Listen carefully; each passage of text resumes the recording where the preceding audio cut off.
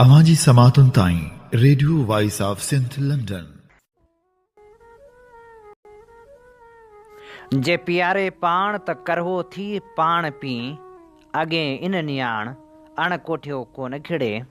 भलारे बिरदणी जे भलारे बैद सां मुझी आवाज़ मुसाफ़िर radio voice of Sindh London ता थी दुनिया जी कुंड कुड़छ ताईं जंहिंजा माग बुझी पियो उन्हनि मिंडी महिरबाननि खे सिक भरियो सलाम शाल क़बूल पवे। 5 डिसंबर 2025 जुमे जे ॾींहुं प्रोग्राम सोच वीचार साण करे आऊं अवां जी ख़िदमत में हाज़िर अवां जो पंहिंजो मेज़बान हबीब लगारी। प्रोग्राम जी शुरूआत में अवां लाइ इहा ई दुआ त शाल जितो हुजो सुख सलामती सां हुजो, कॾहिं बि ॾुखियो ॾींहुं न ॾिसो ऐं कॾहिं बि अवां जूं मुर्कूं मेरियूं न थियनि। दुनिया जी कुंड कुड़छ में जिते बि रहो सिंध लाइ, सिंध वासियुनि लाइ ऐं दुनिया जे मज़लूम माण्हुनि लाइ जा खोड़ींदा रहो।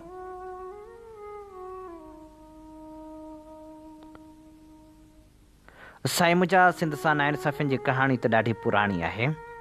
जॾहिं बि जिते बि ॾिसूं था त सिंध सां रुॻो नाइंसाफ़ियूं थी रहियूं आहिनि। सिंध खे पंहिंजे हिसे जूं के बि सहूलियतूं नथियूं मिलनि। तेल ऐं गैस जी पैदावार सभ खां वधीक सिंध ॾिए थी, पर पोइ बि सिंध सां नाइंसाफ़ी बरक़रार आहे ऐं सिंध खे पंहिंजे हिसो बि नथो मिले। सिंध असेंबली में प्राइवेट मेंबर ॾिहाड़े ते सिंध मां गैस जी लोड शेडिंग ऐं खोट ख़तमु करण जो ठहराव मंज़ूरु कयो वियो। ठहराव में घुर कई वई त सॼी सिंध में गैस जी खोट ख़तमु कई वञे। हूं बि जेकॾहिं ॾिसिजे त सिंध अकेलो सूबो आहे जेको मुल्क जी मजमूई गैस पैदावार में ॿियनि सभिनी सूबनि जी गॾियल पैदावार खां बि वधीक पैदावार ॾिए थो। पर उन जे बावजूदि जॾहिं गैस जी फ़राहमी या अवामी सहूलियतुनि जो मामिलो अचे थो तॾहिं सिंध खे उन जो हक़ नथो मिले। हीउ तज़ाद न रुॻो सियासी ऐं इंतिज़ामी नाइंसाफ़ी जो अक्स आहे, पर सिंध जी मईशत, सनतनि ऐं रोज़मर्रा जी ज़िंदगी ते इंतिहाई संगीन ऐं डिघे अरसे जा असर छॾे पियो। सिंध मां निकिरंदड़ गैस मुल्क जे पावर प्लांटनि खां वठी घरनि ताईं हर हंधि इस्तेमालु थिए थी, पर जॾहिं विर्छ जी पॉलिसी ते नज़र विझे थी त सूरतहाल बिल्कुलु उबतड़ ॾिसण में अचे थी। केतिरनि ई सालनि खां सिंध जो अवाम वापार ऐं ज़रई शोबे खे शदीद गैस लोड शेडिंग खे मुंहुं ॾियणो पियो आहे। गैस जी खोट सबबि खाद खुराक खां वठी कारखाननि ताईं हर जाइ ते रोज़ानी ज़िंदगी मफ़लूज रहे थी। जेको सूबो मुल्क खे तवानाई में सभ खां वॾो हिसो ॾेई रहियो आहे, उहो ई सूबो बुनियादी सहूलियत खां छो महरूम आहे। सनअती शोबे में त सूरतहाल वधीक ॻणती जोगी आहे। कराची, हैदराबाद, सखर ऐं ॿिनि शहरनि में कारखाना गैस जी घटिताई सबबि बार बार बंदि थियनि था। उन करे पैदावार घटिजी वञे थी, रोज़गार जा मौक़ा ख़तमु थियनि था ऐं कारोबारी लागत वधण करे वापारियुनि खे बि नुक़सानु थिए थो। गैस जी बंदिश हिते जी सनत खे दुनिया जे मार्केटनि सां मुक़ाबले खां परे करे छॾियो आहे।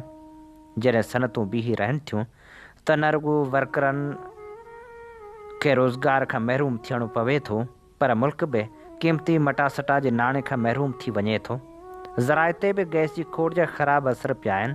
भाण जे क़ीमतनि में वाध ऐं गैर मुनज़म फ़राहमी ज़रई पैदावार जी लागत वधाए छॾी आहे। ॿिए तरफ़ ट्यूबवेल हलाइण लाइ बिजली ऐं गैस ॿिन्ही जी खोट सबबि आबादगारनि जा ख़र्च वधी चुका आहिनि। सिंध जहिड़े ज़रई इलाइक़े लाइ हीअ सूरतहाल तबाही खां घटि न आहे। सिंध जे घणनि इलाइक़नि में फसलनि जी पैदावारी लागत वधण करे आबादगार अॻे ई परेशान आहिनि ऐं गैस लोड शेडिंग हिन मुसीबत खे वधीक संगीन बणाए छॾियो आहे।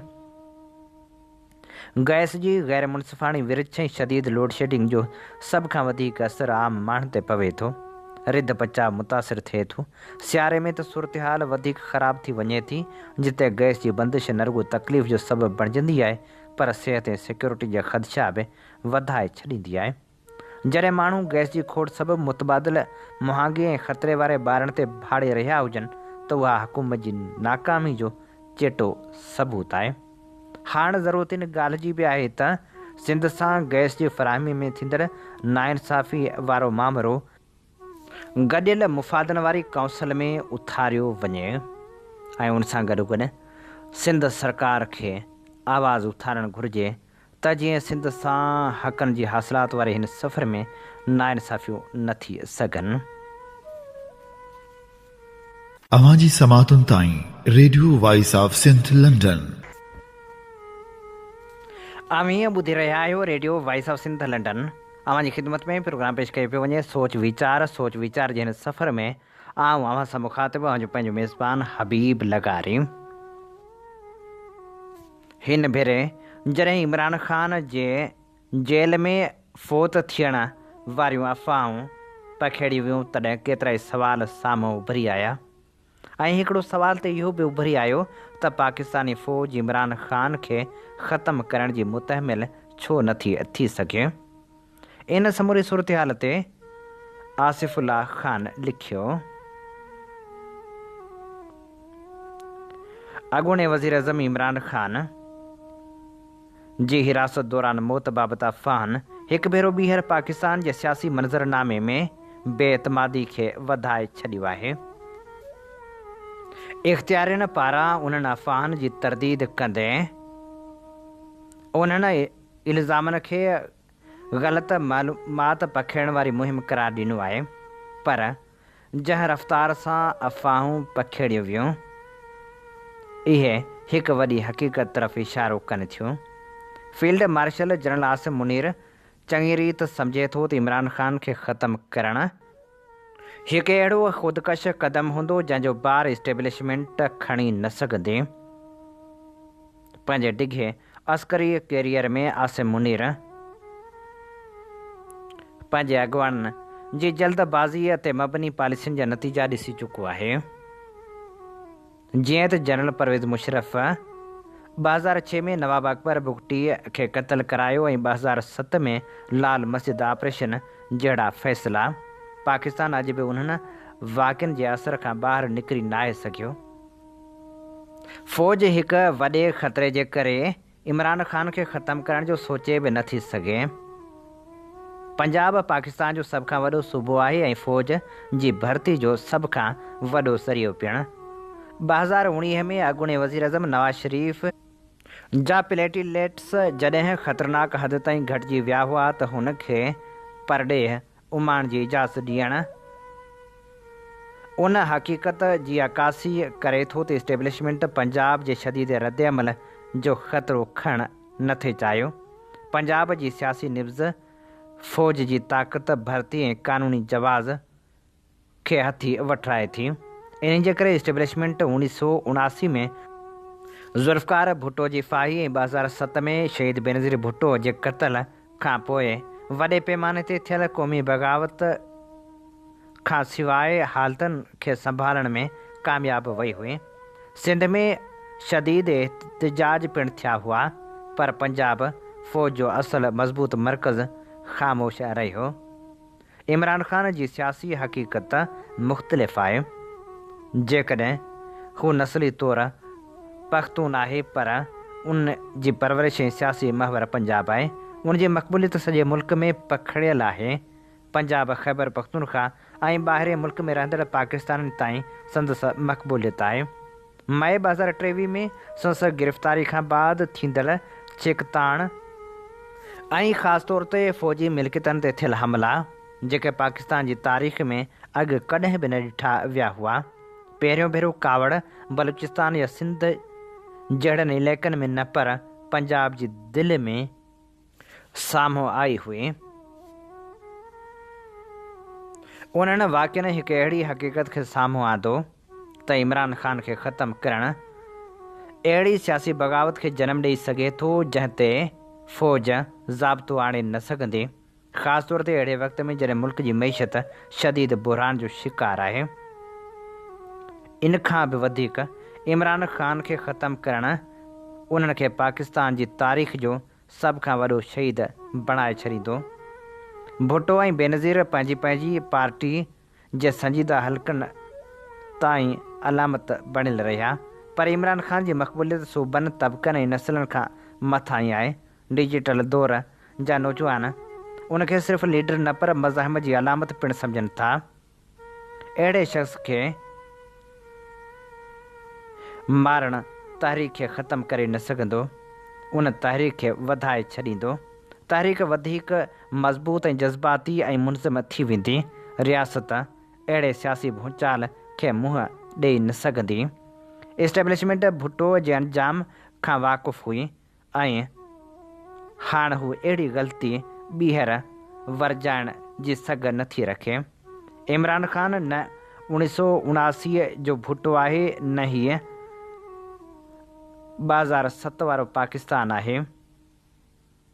हूअ उन सियासत में मज़बूत पाड़ू रखे थो जंहिं ते रियासत जो समूरो ढांचो बीठल आहे।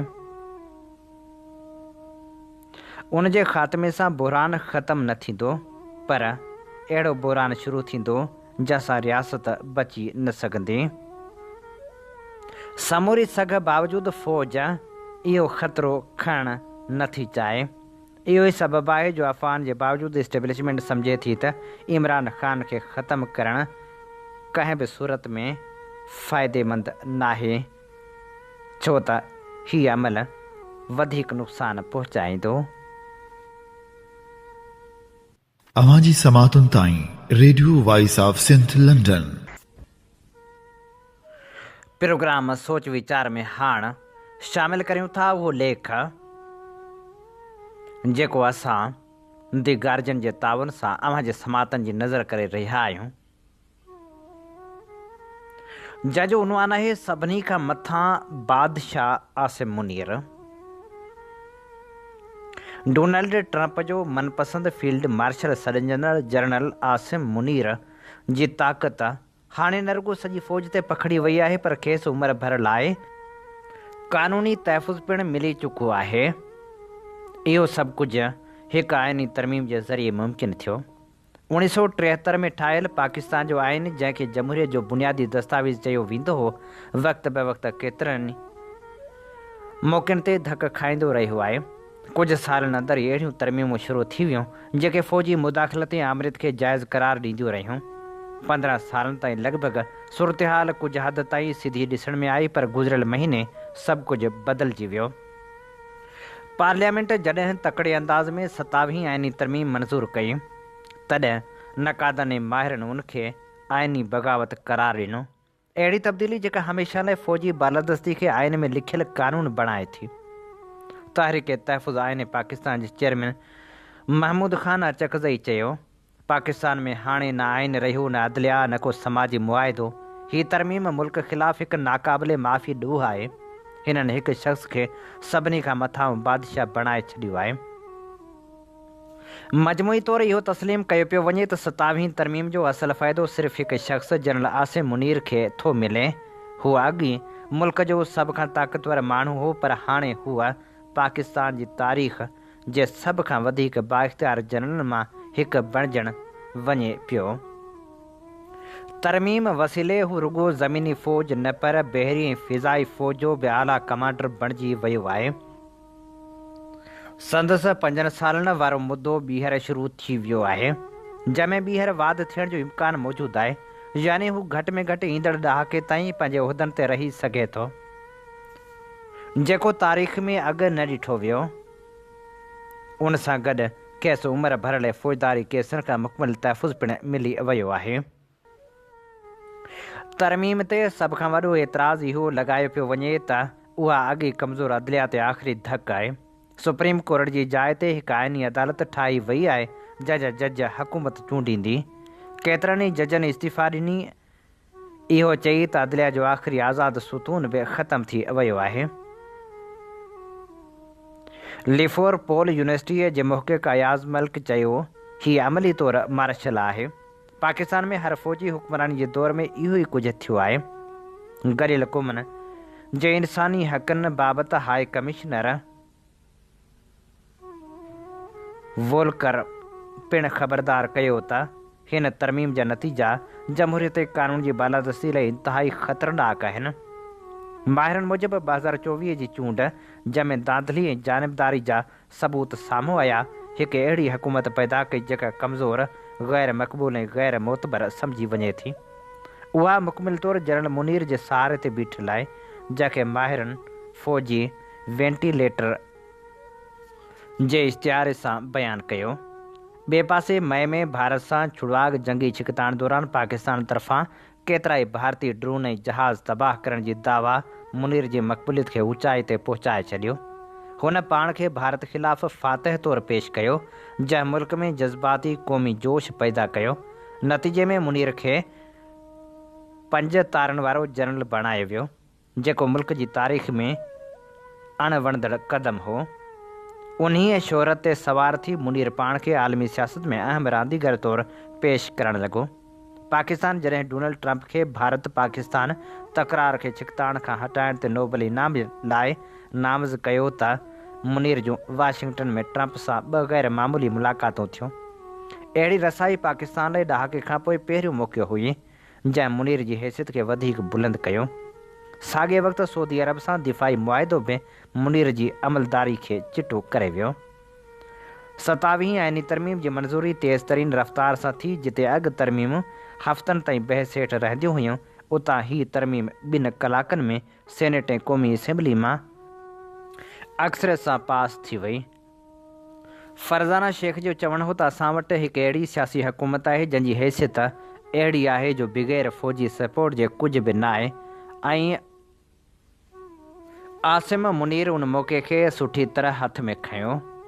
हुन वधीक चयो त पाकिस्तान जी तारीख़ में सियासी पार्टियूं सदाईं पंहिंजनि तकड़नि सियासी फ़ाइदनि लाइ फ़ौज खे ताक़त ॾींदियूं रहियूं आहिनि, पर उहा ढेर वॾी ऐं गैर मामूली सरेंडर आहे। किंग्स कॉलेज लंडन जे माहिर वाल्टर चयो त हिन तरमीम खे मोटाइण या फ़ौजी ताक़त खे घटाइण मुस्तक़बिल में तमामु ॾुखियो कमु हूंदो। आसिम मुनीर हाणे वज़ीर अज़म ऐं सदर खां बि वधीक मज़बूत थी वियो आहे। फ़ौज जे ॿियनि शोबनि बहरी ऐं फ़िज़ाई में पिणु बेचैनी पखिड़िजी रही आहे। हिकु रिटायर जनरल जेको इंतकामी कार्रवाई जे डपु सबबु नालो ज़ाहिर नथो करणु चाहे त तरमीम खे तबाही करार ॾिनो ऐं चयो त फ़ौजी कुअ जे हिन मर्कज़ी निज़ाम सां ख़ासि तौरु एटमी कमांड मुकमल तौरु हिकु हथ में हली वई आहे, जेको इंतिहाई ख़तरे वारो क़दम आहे। दिफ़ा वारे वज़ीर ख़्वाजा आसिफ़ जेको तरमीम जे हक़ में वोट ॾींदो रहियो, उन चयो त फ़ौज रियासत जो हिसो आहे। जेकॾहिं उहे सुठो कमु कनि था त असीं उन जो साथ ॾियूं था। फील्ड मार्शल आसिम मुनीर खे त हिन मुल्क लाइ जंग खटण ते तहफ़ुज़ ॾिनो वियो आहे। इन ॻाल्हि में का सचाई न आहे त हू सभ खां ताक़तवर थी वियो आहे। केतिरा माहिर चवनि था त तरमीम रुॻो उहो क़ानूनी क़दम हो ऐं क़ानूनी शक्ल हुई जेको घणो वक़्त खां गैर रस्मी तौरु मौजूदु हो। मुल्क अमली तौरु फ़ौज हलाए थी। अॻूणे वज़ीर अज़म इमरान ख़ान संस पार्टीअ ते सख़्त केसनि ऐं गिरफ़्तारियुनि में पिणु आसिम मुनीर जी हिकमत अमली जो हिसो सम्झो वञे थो। माहिरनि ख़बरदार कयो त आसिम मुनीर जी वधंदड़ ताक़त सां गॾु वॾियूं ज़िम्मेवारियूं ऐं ख़तरा पिणु आहिनि। मुल्क अंदरि 2 धार दहशतगर्द बग़ावतनि ऐं भारत ऐं अफ़गानिस्तान सां छिकताण ऐं सख़्तु मुआशी बुहरान जो इहो अञा ताईं को हल नथो ॾेई सघे। माहिर अयाज़ मल्क चयो त अॻूणो फ़ौजी हुक्मरान परवेज़ मुशर्रफ बि ॾहाकनि ते पखिड़ियल ताक़त जो मनसूबो ठाहियो वेठो हो, पर आख़िर में अवामी रद्दअमल खेसि हटाए छॾियो। पाकिस्तान में डिघी मनसूबाबंदी रखंदड़ जनरलनि जो अंजाम कॾहिं सुठो न थियो आहे। जेकॾहिं पैसा न हूंदा त सॼो ढांचो भॼी पवंदो। हीअ असीं अव्हां जी ख़िदमत में पेश करे रहिया हुआसीं ख़ुसूसी रिपोर्ट। हीअं ॿुधी रहिया आहियो radio voice of Sindh London. अव्हां जी ख़िदमत में प्रोग्राम पेश कयो पियो वञे सोच वीचार जे हिन सफ़र में आऊं अव्हां सां मुखातिब अव्हां जो पंहिंजो मेज़बान हबीब लगारी। अव्हां जी समातुनि ताईं radio voice of Sindh London. हाणोकी हुकूमत जंहिं निज़ाम आधार हली रही आहे उहो न त जमहूरी थो लॻे न ई अवामी आहे। गुज़िरियल साल वारनि चूंडनि जे नतीजे में वजूद में आयल हुकूमत में पीपल्स पार्टी ऐं नवाज़ लीग इतिहादी आहिनि, पर अॼु बि उन मामले ते आङुरियूं खॼी रहियूं आहिनि त छा वाक़ई हीअ हुकूमत एतिरी बाइख़्तियार आहे जो मुल्क जे आइन ऐं जमहूरी निज़ाम जो बचाव करे सघे। ॿई पार्टियूं जमहूरियत लाइ माज़ी में ॾिनल क़ुर्बानी जो ज़िक्र वॾे वाक़े कनि थियूं ऐं अवाम खे इहो पिणु यादि ॾियारनि थियूं त संदन इक़्तिदार अवामी ताक़त खां सवाइ कुझु बि न आहे। हिन वक़्तु ख़ैबर पख्तूनख्वा में सियासी हालतूं गंभीर नज़र अची रहियूं आहिनि। जॾहिं खां तहरीक इंसाफ़ पारां अली अमीन गंडापुर खे वॾ वज़ारत तां हटाए सुहेल आफ़रीदी खे वॾो वज़ीर कयो वियो आहे, उन वक़्त खां वठी वफ़ाक़ ऐं KPK हुकूमत में ॾंद चक शुरू थी चुकी आहे। हाणे उहा एतिरी वधी वई आहे जो उते चूंडियल हुकूमत खे हटाए गवर्नर राज लॻाइण जो सोचियो पियो वञे। जॾहिं त कंहिं बि जमहूरी निज़ाम में गवर्नर राज लॻाइण जो मतिलबु इहो आहे त वफ़ाक़ जमहूरी आज़ादी जो इनकारी आहे ऐं उहा नथी चाहे त ॿियनि सूबनि में चूंडियल हुकूमतूं हुजनि। इन हवाले सां कानून वारे वज़ीर आज़म नज़ीर तारड़ चयो आहे त गवर्नर राज मार्शला जी शक्ल नाहे, उहो हिकु आइनी अमल आहे। सियासी आकाउंट जी खुशनुदी ऐं सियासी पॉइंट स्कोरिंग न करणु घुरिजे। जेकॾहिं पाकिस्तान आहे त असीं सभु आहियूं। पीपल्स पार्टी ऐं नवाज़ लीग अरिड़हीं तरमीम तोड़े मिसाक जमहूरियत वसीले इन ॻाल्हि ते राज़ी थियूं हुयूं त जमहूरी निज़ाम खे हलणु ॾिनो वेंदो ऐं गवर्नर राज खां पासो कयो वेंदो। जेकॾहिं KPK हुकूमत वफ़ाक़ले के मसइला पैदा करे रही आहे त उनजो बहितरीनु हल ॻाल्हियूं आहिनि। ॻाल्हियुनि वसीले मसइलनि खे हल करे सघिजे थो ऐं ॻाल्हियुनि वसीले ई मसइला हल थी सघनि था। उन करे इहो ज़रूरी आहे त KPK में मौजूदु तहरीक इंसाफ़ जी क़यादत सां ॻाल्हियूं कयूं वञनि। मुल्क में नाले मात्र जमहूरी निज़ाम खे हलणु ॾिनो वञे। पंजाब ऐं सिंध जा ॿेट जे उनवान हेठि सीमा अब्बासी लिखे थी, असां जंहिं मुल्क में रहूं था उन में 60% आबादी गुरबत जी लकीर खां हेठि वारी ज़िंदगी गुज़ारे रही आहे। छो त सिंध जी अक्सरियत ॻोठनि में रहे थी ऐं संदन गुज़रान घणे भाङे ज़रायत ऐं चौपाए माल ते थिए थो। पाणी जी गैर मुनसिफ़ाणी विरछ ऐं ॿियनि केतिरनि ई सबबनि जे करे पोएं कुझु अरसे खां जहिड़ी तरह सिंध जी ज़रायत तबाह थी आहे, सा कंहिंखां बि ॻुझी नाहे। जेकॾहिं इन हवाले सां जाग्राफ़ियाई तनाज़ुर में पंहिंजे मुल्क जी ॻाल्हि कंदासूं त पाकिस्तान मैदनी वसीलनि सां मालामाल हिकु अहिड़ो ख़ुशहाल मुल्क आहे जंहिंखे अलाह सां केतिरनि ई कुदरती नेमतनि सां नवाज़ियो आहे, जंहिंमें कोयलो, गैस, क़ीमती पथर वग़ैरह शामिल आहिनि। समूरनि मैदनी वसीलनि रखण जे बावजूदि हुकूमतनि जी ख़राब कारकर्दगी जे करे असांजे मुल्क जी तरक़ी जी उहा राह हमवार थी न सघी आहे जेका थियणु घुरिजे हा। उन तनज़ली जो हिकु अहम सबबु मुल्क में वधंदड़ आबादी ऐं बेरोज़गारी पिणु आहे। वर्ल्ड बैंक जे अंगनि अखरनि मूजिबि 2010 खां वठी बेरोज़गारी में मुसलसिल वाधारो ॾिसण में आयो आहे। IMF जी रिपोर्ट मूजिबि 2021 में बेरोज़गारी जी शरह 1.5% ते पहुची चुकी हुई ऐं हिन साल उन में तमामु घणो वाधारो ॾिठो वियो आहे। एतिरे हद ताईं जो हुननि खे करप्शन जे हवाले सां पंहिंजी ताज़ी रिपोर्ट पेश करणी पइजी वई। मौजूदा वक़्त जी बेरोज़गारी जो पिणु मुल्की तारीख़ में अॻु को बि मिसाल नथो मिले, छो त पोएं अरसे में पहिरियों भेरो मुल्क जी मुआशी अदम इस्तेहकाम में एतिरो मनफ़ी इज़ाफ़ो ॾिठो वियो आहे। मुख़्तलिफ़ मालियाती इदारनि जे अंगनि अखरनि मूजिबि हिन साल पाकिस्तान में बेरोज़गार माण्हुनि जो तइदादु 1 करोड़ खां बि वधीक थी चुको आहे। मौजूदा हुकूमत पंहिंजी चूंड मुहिम दौरान बार बार इहो वाइदो कयो हो त हू इक़्तिदार में अची बेरोज़गारी ख़तमु कंदा ऐं 1 करोड़ नौकरियूं ॾींदा, पर हैरत जोगी ॻाल्हि इहा थी आहे त हिननि माण्हुनि खे 1 करोड़ नौकरियूं त न ॾिनियूं वियूं, पर हुकूमत ईंदे ई मुख़्तलिफ़ इदारनि मां धड़ाधड़ माण्हू कढणु शुरू करे छॾिया। सच त इहो आहे त असांजे मुल्क जूं हालतूं ॾींहों ॾींहुं ख़राबु थींदियूं पियूं वञनि, छो त सियासी हालतूं रोज़ बरोज़ अदम इस्तेहकाम वारी सूरतहाल ॾांहुं वठी वञी रहियूं आहिनि। हुकूमत ऐं मुख़ालिफ़ धुर जा अॻुवान हिक ॿिए जे मदे मुक़ाबिल आहिनि, पर आम माण्हू खे सियासत जे उन गैर तसली बख़्श ऐं सूरतहाल सां का बि दिलचस्पी नाहे, छो त आवाम खे सदाईं पंहिंजे अटे लटे ऐं अझे जे मसइलनि सां दिलचस्पी रही आहे।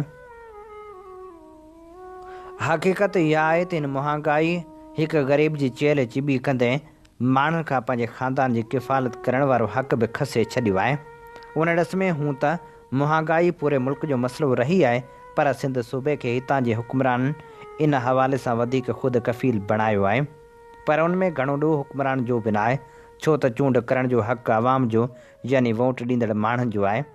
ॾिठो इहो वियो आहे त सिंध जा माण्हू मौजूदा हुकूमत ते सख़्तु तनक़ीद करण खां पोइ बि साॻियुनि माण्हुनि जी चूंड कनि था। तव्हां सभिनी खे बि ज़रूरु इन ॻाल्हि जो मुशाहिदो ऐं तजुर्बो थियो हूंदो। असांजा सबाजा सिंधी माण्हू सदाईं हिन हुकूमत जूं दाहूं कंदा आहिनि त PP वारनि सिंधी भींग करे छॾी आहे, करप्शन ऐं बद इंतिज़ामी इदारनि खे खोखलो करे छॾियो आहे। सिंध तरक़ी जे हवाले सां पंजाब खां तमामु घणो पोइ ते रहिजी वई आहे।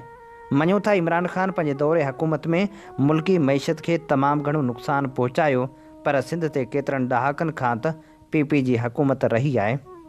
यकीनन एतिरनि सालनि खां वठी सिंध जी हीअ ॾुतड़ियल हालत हुक्मरान जे उन नाक़स कारकर्दगी जो बयानो पेश करे रही आहे। मञी बि वठिजे त इमरान ख़ान असांजे मुल्क जी मैशे जो ॿेड़ो ॿोड़े छॾियो हुयो, पर सिंध जी मौजूदा हालतुनि जो ज़िम्मेवार रुॻो इमरान ख़ान त कोन्हे। सिंध में डिघे अरसे खां वठी इक़्तिदार पीपी जो रहियो आहे। उन्हनि खे कंहिं रोकियो आहे त सिंध जी तरक़ी लाइ मरियम नवाज़ शरीफ़ वांगुरु के जोगा उपाउ वठी सिंध खे तरक़ी न वठाइनि। सिंध तालीमी शरह जे हवाले सां मुल्क जो ॿियो सभ खां वॾो सूबो आहे। इहो बि मञोसीं त महांगाई बैनुल अक़वामी मसइलो आहे, पर वधंदड़ आबादी जे पेश नज़र दुनिया जे सभिनी मुल्कनि में रोज़मर्रा जे इस्तेमाल जे शयुनि जे क़ीमतनि में इज़ाफ़ो थी रहियो आहे ऐं दुनिया मां कुदरती ज़ख़ीरा कोयलो, गैस, पेट्रोल वग़ैरह घटिजी रहिया आहिनि, छो त जंहिं तेज़ी सां उहे ज़ख़ीरा इस्तेमालु थी रहिया आहिनि, एतिरी तेज़ी सां नवां ज़ख़ीरा दरियाफ़्त कोन था कया वञनि, न उन हवाले सां के नयूं मनसूबाबंदियूं कयूं वञनि थियूं। साॻे तनाज़ुर में जेकॾहिं सिंध जी तनज़ुली जे हवाले सां वधीक ॻाल्हायूं त उनजो वॾो सबबु तालीमी सिहत जे शोबनि जी बदहाली पिणु आहे। आलमगीर सतह ते जेतिरी उन्हनि शोबनि में तरक़ी थी रही आहे, ओतिरी तेज़ी सां सिंध उन्हनि शोबनि में तबाही तरफ़ वधी रही आहे। हुकूमत मुख़ालिफ़ तक़रीरूं पंहिंजी जाइ ते, पर बिलावल भुट्टो साहिब खे इहो बि ॾिसणु घुरिजे त मरियम नवाज़ जी भेट में वॾे वज़ीर जी कारकर्दगी सिंध में केतिरे हद ताईं तसली बख़्श रहंदी आई आहे। हीअ असीं मुंहिंजी ख़िदमत में पेश करे रहिया हुआसीं सीमा अब्बासी जो लिखियलु लेख। अवां जी समातुनि ताईं radio voice of Sindh London. अॼु सिंधी ॿोली जे नामियारे शाइर सोज़ हालाई जी सालगिरह मल्हाई पई वञे। असीं खेसि भेटा पेश करण लाइ संदसि तारुफ़ ऐं संदसि शाइरी अवां जे समातनि जी नज़र कंदासीं। सोज़ हालाई जो असुलु नालो अल्लाह ॾिनो हो। अल्लाह ॾिने उर्फ़ सोज़ हालाई 5 डिसंबर 1937 ते हाला पुराणा ज़िले हैदराबाद हाणोके ज़िले मटियारी में मोहम्मद बंबरो जे घर में जनमु वरितो। हुन इब्तिदाई तालीम मदरसे मोहम्मदिया इस्लामिया हाला पुराणा मां हासिलु कई। 1947 में सिंध यूनिवर्सिटी मां MA सिंधी में, 1950 में Sindhi final government primary school हाला पुराणा मां अदीब सिंधी 1963 में ऐं अदीब आलिम 1965 में ओरिएंटल कॉलेज हाला मां हासिलु कयाई। जॾहिं त 1975 में सिंध लॉ कॉलेज हैदराबाद मां LLB कयाई। पेशे जे लिहाज़ खां पाण शुरू में रेवेन्यू तपेदार मुक़ररु थियो ऐं पोइ रेवेन्यू क्लार्क, उन बाद जेलर ऐं आख़िर में असिस्टेंट मुख़्तियारकार जे उहिदे तां रिटायर कयाई। सोज़ हालाई 1963 खां शाइरी जी शुरूआति कई। हुन शाइरी जे सभिनी सिन्फ़नि ऐं कहाणी सिन्फ़ ते पिणु भरपूर तिब आज़माई कई।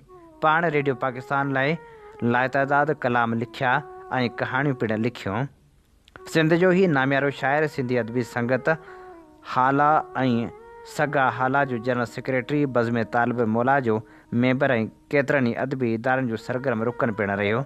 कैसे इल्मी अदबी ख़िदमतनि एवज़ मइता तौरु मुख़्तलिफ़ अदबी इदारनि खां केतिरा ई इनाम ऐं एज़ाज़ मिलिया। सिंध जो हीअ नामियारो कहाणीकार ऐं शाइर 21 फरवरी 2018 ते लाॾाणो करे वियो। संदसि छपियल किताबनि में शाइरी जो किताब रंग रता पेचरा, दर्शन धारूं धार, आत्म कथा, कवि जी कथा ऐं साज़ ऐं आवाज़ छपियल आहिनि। हाणे पेश करियूं था नामियारे शाइर सोज़ हालाई जी ख़ूबसूरत शाइरी। जो बि नेड़नि में ख़्वाब थो चाहे, सो नसूरो सराब थो चाहे, चंड खे पिणु चकोर थो चाहे ऐं हुमा इज़्तिराब थो चाहे, बूंद सागर में थी सिपी तलबे, मर्ग सहरा में आब थो चाहे, ज़ुल्फ़ जाना जी दाम जो पेवंद, इश्क आहे उकाब थो चाहे, लफ़्ज़ हिकिड़ो ॿियाह सरमायो, लफ़्ज़ खे हर किताब थो चाहे, तोहमतूं भल हुजनि न हुजनि, मुहतसब एहतसाब थो चाहे, ख़्वाहिशनि जे अखुट ख़ज़ाने मां हर को पंहिंजो हिसाब थो चाहे, सोज़ भी को अजीब शाइर आ, जो गुनाह में सवाब थो चाहे। चपनि ते एतिरा ताला लॻा छो, दिलनि में विसविसा एॾा पिया छो, इहो इसरार को ॾाहो ॿुधाए, ज़हन साॻिया मगर सोचूं जुदा छो, जॾहिं सरमद खे प्यारनि गुल हया पए भरींदे आह चयाई ईअं भला छो, कॾहिं उन ते बि सोचियो कोन वियो आहे, गलियुनि में केस ते पथर वुठा छो। असां जंहिं शहर खे मोहबत ॾिनी थे उते नफ़रत भरिया नारा लॻा छो, इजो 21वीं सदी दर ताईं पहुती, असीं 19वीं सदी वारा अञा छो, अखियुनि हूंदे बि के नाबीन आहिनि, ॾिसनि खोले अखियूं आख़िर नथा छो। ओलनि आॻियुनि जियां जेके ततल हा, वया थी सोज़ से पारा थधा छो। प्यारनि खां पुछी ॾिसिजो ऐं यारनि खां पुछी ॾिसिजो, नज़र जी का बि हद नाहे, निज़ारनि खां पुछी ॾिसिजो, ख़िज़ाउनि में बि घारियोसीं, बहारनि खां पुछी ॾिसिजो, असीं सिंधू जो सॾ आहियूं, किनारनि खां पुछी ॾिसिजो, सहारनि ते नथा सरचूं, सहारनि खां पुछी ॾिसिजो, अञा मोखी मुई कान्हे, मतारनि खां पुछी ॾिसिजो, असांजे नींहं जा नारा नकारनि खां पुछी ॾिसिजो, सदाऊं सोज़ जूं लखनि हज़ारनि खां पुछी ॾिसिजो। ईज़ाउनि जे अणॼाणुनि खे आग लॻी तिन ऐवाननि खे, वीराननि ॾे वाट वञे थी कोत ॿुधाए बेगाननि खे, हथ समूरा ज़ख़्मी ज़ख़्मी केरु सजाए गुलदाननि खे, माण्हू सही महान थियनि था रोकनि जे था तूफ़ाननि खे, देस दरोहियनि ज़िंदा रखियो ज़ंजीरनि ऐं ज़िंदाननि खे, रोके को बि न सघियो आहे जान ॾियण खां परवाननि खे, वतन विसारे थिया अणासा हैफ़ हुजे तिन नादाननि खे, सोज़ सदाईं यादि रहनि था जिन बि वसायो वीराननि खे। राति खे महताब थो घुरिजे, ॾींहं खे सिज ताब थो घुरिजे, जो कॾहिं साभिया न थी सघियो, कोन अहिड़ो बि ख़्वाब थो घुरिजे, रंग ख़ुशबू जमाल आहे जंहिंमें बाग़ खे 100 गुलाब थो घुरिजे, सिंध खे खेत लाइ खपे दरिया, नौजवाननि खे जाब थो घुरिजे, आब ज़मज़म नथा घुरूं मालिक, ख़ुश्क सिंधू लाइ आब थो घुरिजे, देस जो तज़करो हुजे जंहिंमें सो निसाबी किताब थो घुरिजे, कंहिं हुलाए अलाए आह छॾियो, कंहिं हुलाए अलाए आह छॾियो, शाइरनि खे शराब थो घुरिजे, सिंध ते करम तुंहिंजो या मौला, सोज़ घुरिजे अञा बि थो घुरिजे। अॻे वांगियां चप सिबियल कोन हूंदा, ज़ुबाननि ते ताला लॻल कोन हूंदा, नओं सिज उभरियो उजालो थियो आहे, अंधेरनि जा आरा अंगल कोन हूंदा, उहे खेत जिन में नवां संग निसरनि, बिना लाभ जे से लुणियल कोन हूंदा, चनेसर बि तोड़े जो वधंदा वञनि पिया, मगर तिन खां दोदा ॾिनल कोन हूंदा, भले फोग कहिड़ा बि हरबा हलाए, मुंहिंजा मोर मारू मुठल कोन हूंदा, ॿुधाए छॾियो सरकश साज़िशनि खे, सिरनि जा फसल के कटियल कोन हूंदा, अञा जाग ईंदी सुजागी बि ईंदी, सदा सिंध वासी सुतल कोन हूंदा, इजो सोज़ हाणे त खीरूं बि मिलंदियूं, सिंधू जा किनारा सुकल कोन हूंदा।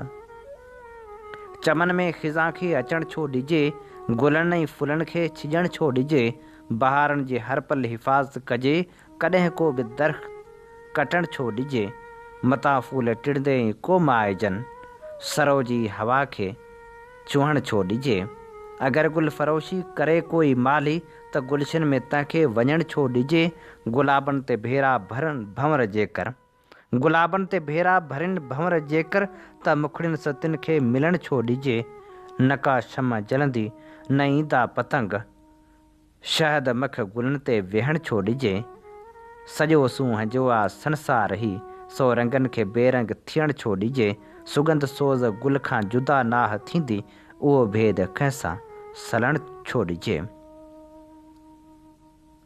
ॾिठल जे ख़्वाब हा ॼण अणॾिठल आहिनि अञा ताईं, नज़र जी बंद जा बांदी बणियल आहिनि अञा ताईं, हिजर हाणिनि अखियुनि में जर कजर आहे लही आयो, कॾोका पेच प्यारनि सां पयल आहिनि अञा ताईं, नका धरती मिले उभ सां, नई चंडा ॾिठो सूरज, समूरियूं हसरतूं रहिजी वियल आहिनि अञा ताईं, चिटा चारा मोहबत जा नजे सूरज ॾिठा कॾहिं, उहे सभु चंड जे नाले थियल आहिनि अञा ताईं, सिपी जो जिस्म पियो आहे समंदर जे किनारे ते, निमाइश लाइ मगर मोती रखियल आहिनि अञा ताईं, चवनि था थर वुठो आहे, उञारा अॼु बि मारवड़ा, उमिरि जे डाव खां ॾाढा ॾिनल आहिनि अञा ताईं, ग़ज़ल जे शहर में शाइर बि हिकिड़ो गीत घर ठाहियो। उते गीतनि सां गॾु पोखियल ग़ज़ल आहिनि अञा ताईं, जिते सोज़ो गदाज़ आहे, मोहबत प्यार पिणु आहे। अजाऊ त सोज़ पारण जा अॼियल आहिनि अञा ताईं। चेट जी खेत जी सूंहं पेई सॾे, आओ ख़ुशबू हली हेज मां हीर ॾे। शहर जे शोर में हाणे दिलि थी दुखे, कुर्ब जी कोठ ते था हलूं ॻोठ ॾे। पेचरो हर हितां थो पिरी घर वञे, वाट जो ॾस भले को ॾे या न ॾे। पर हुजनि हूं त हा मां उॾाणूं अचां, पर हुजनि हूं त हा मां उॾाणूं अचां। तूं भलाई करे से उधारा त ॾे, राति जो रेट ते रोशनी छा वसी, राति जो रेट ते रोशनी छा वसी।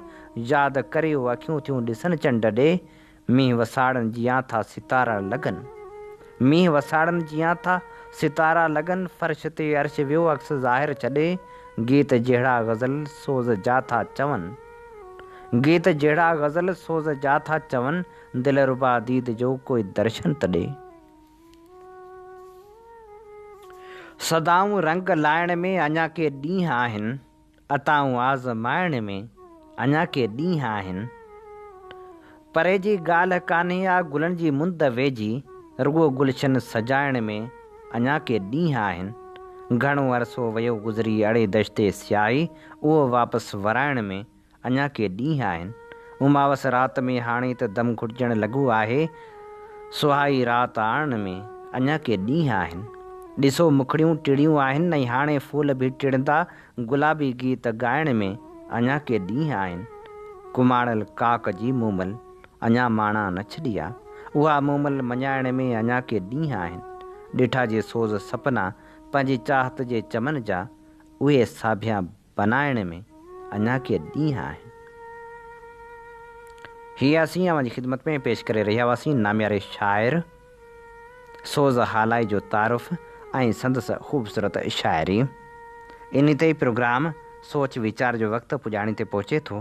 पंहिंजे मेज़बान हबीब लगारी खे ॾींदा इजाज़त, इन साॻी दुआ सां वसे भिट तुंहिंजी भलारा सदा, सदा देस परदेस सारा वसन। कॾहिं सींध सिंजी न मेरी थे, कॾहिं मोड़ कंहिंजा न मुरझाए अचनि। अवां जी समातुनि ताईं radio voice of Sindh London